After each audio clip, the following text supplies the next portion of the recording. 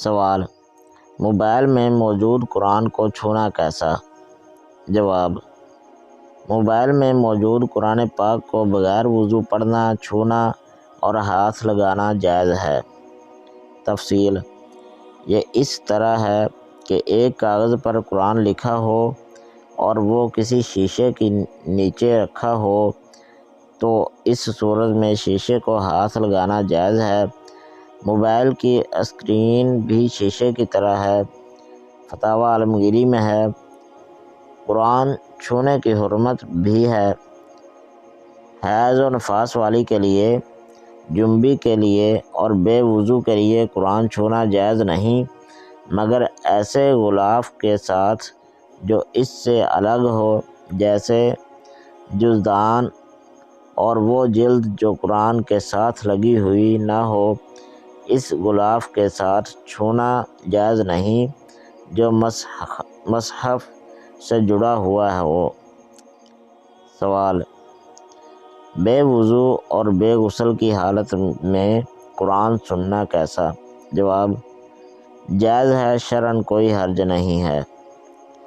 سوال: گھریلو ناپاک اشیاء کو پاک کرنے کا کیا طریقہ ہے؟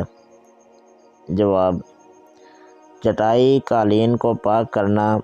جو چیز نچوڑنے کے قابل نہیں ہے، جیسے چٹائی، قالین، گدے، روئی، دارالحاف، کمبل، دری، جوتا وغیرہ، اس کو دھو کر چھوڑ دیں کہ پانی ٹپکنا بند ہو جائے، یوں ہی 2 مرتبہ اور دھوئیں۔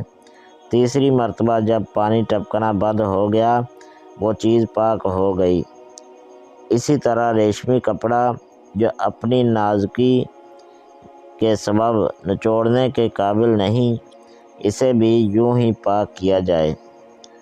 کپڑے کو پاک کرنا: کپڑا اور اس جیسی دوسری چیزیں جو نچوڑی جا سکتی ہیں، انہیں پاک کرنے کا طریقہ یہ ہے کہ 3 دفعہ دھوئیں اور ہر دفعہ اپنی طاقت کے مطابق اسے نچوڑیں تو وہ پاک ہو جائے گا۔ دوسرا آسان طریقہ یہ ہے کہ اسے نل کے نیچے لے کر پانی بہاتی رہیں اور ملتی رہیں حتیٰ کہ یقین ہو جائے کہ ناپاکی دور ہو گئی ہوگی، تو اس طرح وہ چیز پاک ہو جائے گی۔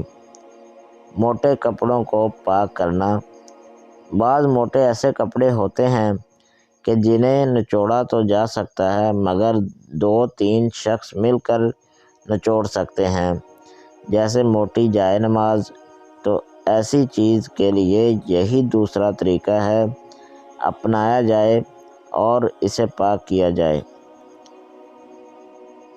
گدا ناپاک ہو گیا تو اسے دھونے سے خراب ہونے کا اگر کبھی اندیشہ ہو تو ایسی صورت میں اس گدے کے اوپر اضافی کپڑا رکھ دیں یا اس کی شیٹ بدل دیں۔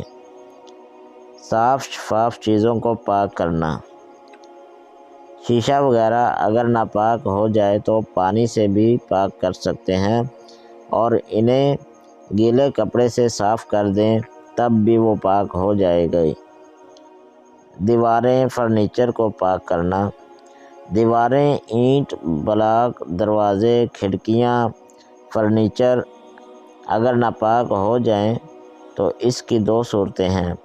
اگر دیوار اور لکڑی میں پانی جذب ہوتا ہو تو ان پر 3 دفعہ پانی ڈال دیا جائے اور ہر دفعہ میں خشک کر دیا جائے، اور اگر ان میں پانی جذب نہیں ہوتا تو ایک ہی دفعہ صحیح دھو کر خشک کر لیا جائے تو وہ پاک ہیں۔ چینی، پیتل کے برتن کو پاک کرنا: چینی کے برتن یا لوہے، تانبے، پیتل، اسٹیل وغیرہ دھاتوں کی ایسی چیزیں جن میں نجاست جذب نہیں ہوتی، انہیں فقط ایک بار دھو لینا کافی ہے اور خشک کرنا ضروری نہیں ہے۔ فتاوی عالمگیری میں ہے۔ اگر نجاست غیر مری ہوئی تو اس کو 3 مرتبہ دھوئے۔ اسی طرح محیط میں ہے، اور ہر مرتبہ نچوڑنا بھی شرط ہے اور تیسری مرتبہ میں مبالغہ کرے۔ جو چیز نچوڑی نہیں جا سکتی اسے 3 مرتبہ دھویا جائے گا اور ہر مرتبہ میں خشک کرنا ہوگا۔ زمین یا درخت جب ان کو نجاست لگ جائے اس پر بارش برسی حتیٰ کہ نجاست کا اثر چلا گیا تو وہ پاک ہو جائے گی۔ سوال: